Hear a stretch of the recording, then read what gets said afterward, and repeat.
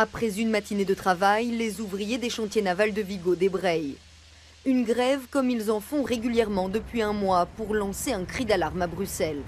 Tous craignent pour leur avenir. José travaille ici depuis 42 ans. Si je suis au chômage, qu'est-ce que je deviens à mon âge? J'ai 56 ans, je ne peux aller nulle part. Bien sûr que je suis très inquiet. Moi, je suis inquiet pour nous, les travailleurs, et pour les générations futures. Europe écoute le secteur naval en lutte. Le message s'adresse directement aux commissaires européens. Ils doivent décider demain s'ils demandent le remboursement des aides perçues pendant 6 ans sous forme d'avantages fiscaux.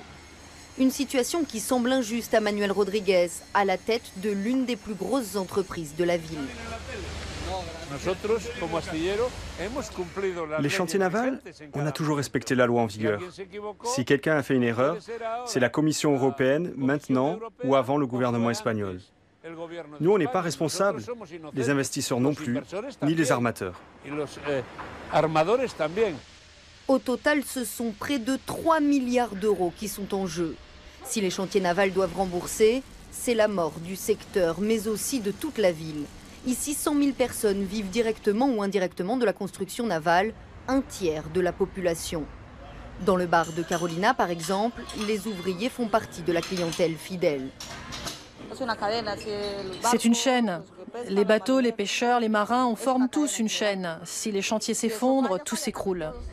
Des chantiers dépendent des familles entières, comme celle de José et ses 2 filles, Alba et Eva. Il n'a pas encore terminé de payer sa maison, et s'il perd son travail, il ne voit pas comment il pourrait rester ici. On est de Vigo, on a passé toute notre vie à Vigo, on est né à Vigo, mais je ne pense pas qu'on finisse à Vigo. Étudier à l'étranger, c'est bien, mais après, j'aimerais bien revenir en Galice, et surtout à Vigo. C'est difficile. Il faut qu'ils améliorent la situation maintenant.